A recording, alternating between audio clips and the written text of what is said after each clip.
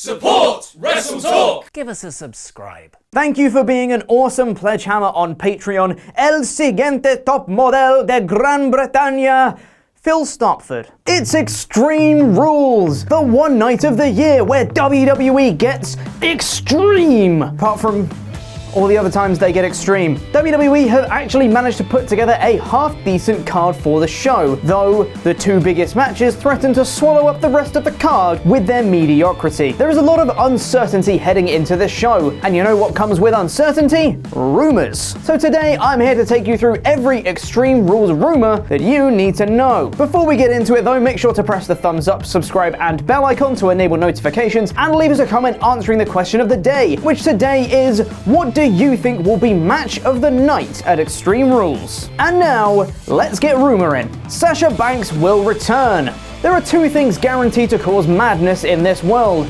Number one, being mad, pretty self-explanatory that one. And number two, hearing Michael Cole shout, "It's boss time!" every time Sasha Banks made her way to the ring. Mercifully, we've had a 3-month absence of this, as Sasha and WWE haven't been very good friends, with Sasha reportedly requesting her release from the company as a result of promises not being kept and suddenly being made to drop the women's tag belts to the Iconics at WrestleMania 35. Details about her movements have been limited, although she has been very happy to like anti-WWE and pro-AEW posts on social media. It has been reported that tensions between herself and WWE were possibly easing after she had a meeting with Vince, and she is being advertised for SummerSlam and has apparently done some work for WWE 2K20, which comes out later this year. On this week's Raw and SmackDown, Bayley was told by Nikki Cross to find a friend to help her in a 2-on-1 handicap match this Sunday at Extreme Rules, and when I last checked, Bayley only has one kayfabe friend in WWE, and that's Sasha Banks. Banks and Bayley were the first women's tag champions and have been best friends on screen forever, so it would just make logical sense for her to be the one in Bayley's corner on Sunday. Gonna be Tamina though, isn't it? Seth and Becky will retain. WWE is pushing their shiny new power couple to the stars, and this Sunday they face off against the undynamic duo of Baron Corbin and Lacey Evans, who in Vince McMahon's eyes are probably their even shinier newer power couple. It will come as little surprise to fans who have watched Raw over the past few weeks that Becky and Seth are heavy favorites to win the winner-takes-all match and retain their Raw Women's and Universal Championships with relative ease. The match is expected to be the main event of the show, given that two titles are on the line, and that Baron Corbin needs to be in a few more main events or Vince won't be satisfied. Luckily, the match isn't an elimination tag match like we had this past week, and as it's Extreme Rules, could we be seeing Becky lock Baron in the disarm him, and Seth curb stomping Lacey into the ground? Probably not. While Seth is expected to win the match, there's a chance he may not be champion by the end of the show. Brock Lesnar will cash in. This isn't a prediction, it's a spoiler, apparently. That's what Paul Heyman had to say at the very least this past week on Raw. Lesnar has now tried and failed to cash in his briefcase before, but this time, he really means it. Brock hasn't had a match since Money in the Bank, if you can call that a match, and it seems that his next will be when he finally cashes in the briefcase. Heyman pointed out on Raw that he has always been right when using his "this isn't a prediction, it's a spoiler" catchphrase, so perhaps he really is going to cash in this weekend, although he definitely hasn't always been right when using that catchphrase, so, you know.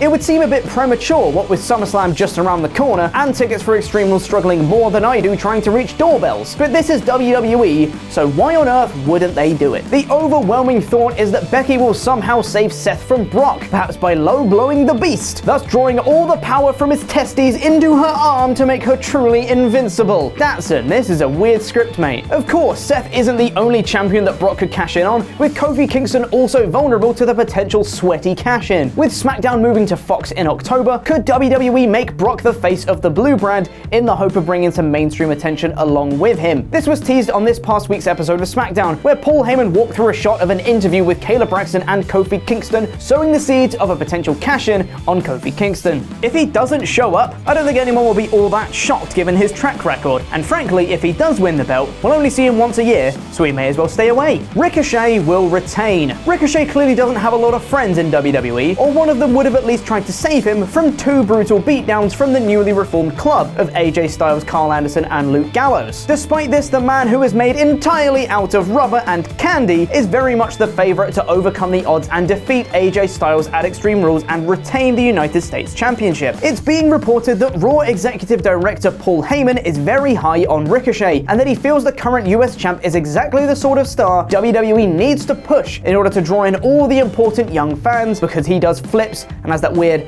eyebrow slit thing that apparently makes you really cool. He also has tattoos, and trust me, anyone with tattoos, they gotta be a pretty cool guy. I also have tattoos.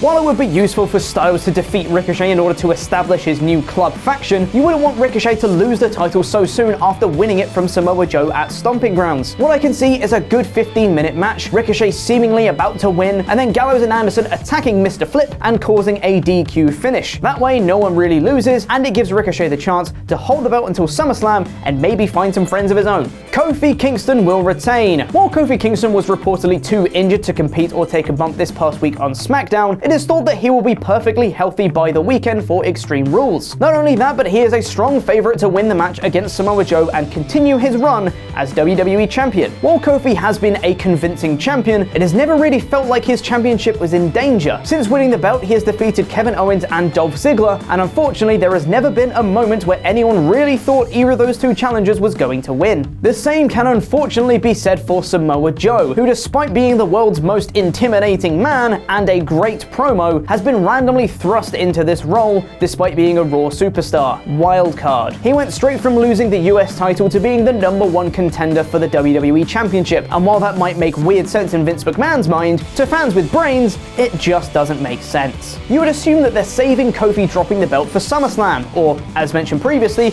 a Brock cash-in. So it looks like this is going to be a no-no for Joe this Sunday.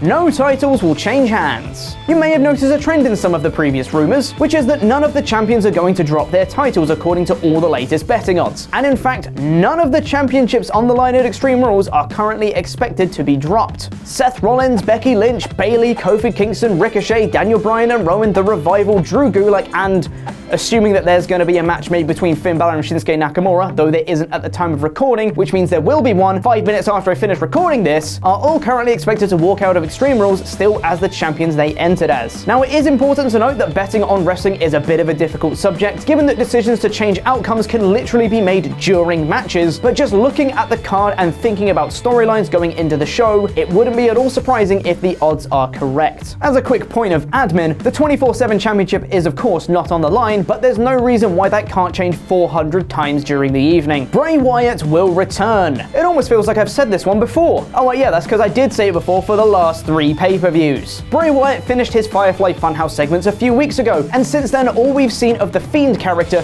is the odd cameo of one of his puppets in the background of Raw and SmackDown segments. This past week on the Wrestling Observer Radio, Dave Meltzer reported that Bray has been backstage for several weeks now, and that WWE has just been waiting for what they feel is the right time to bring him back. Unfortunately, as Bray's character requires a bit of creativity, WWE seems clueless as to what to do with him now the Firefly Funhouse is over. A new pay-per-view cycle, and a pay-per-view cycle for SummerSlam no less, feels like the perfect time to bring Bray back. Bringing him back at Extreme Rules would seem to make the most sense, given that the Fiend character is in itself a sort of extreme one. Could we see him turn up during a match and start a feud? Could he be Bayley's friend? We'll have to wait and see. Reigns and Undertaker will win. Ah yes, the match that no one knew they wanted. No wait, sorry. The match that no one wanted. The Undertaker proved once again in his match against Goldberg at Super Showdown that he is no longer capable of having a real wrestling match, and then proved it again by giving Shane McMahon a terrible chokeslam on Raw when he made his shock return. I think it's fair to say that Roman will have to do a fair bit of the wrestling in this match, and it's thought that the Dead Man and the Big Dog will come out as the victors in this tag match. It is also thought that at some point in the match, or perhaps after it, The Undertaker will set up a match with Drew McIntyre at SummerSlam, as Sports Illustrated reported that Taker was very keen on having a match with Drew prior to agreeing to return. Hopefully this match is less painful to watch than Super Showdown, and hopefully the show as a whole extremely rules.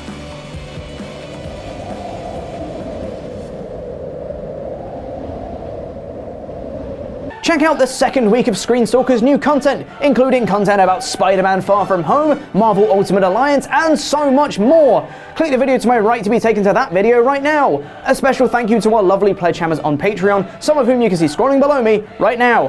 Press a thumbs up, subscribe, and enable notifications by pressing the bell icon, and make sure to get your copy of the WrestleTalk Almanac using the link in the description. I've been Chopper Pete Quinnell, and that was wrestling.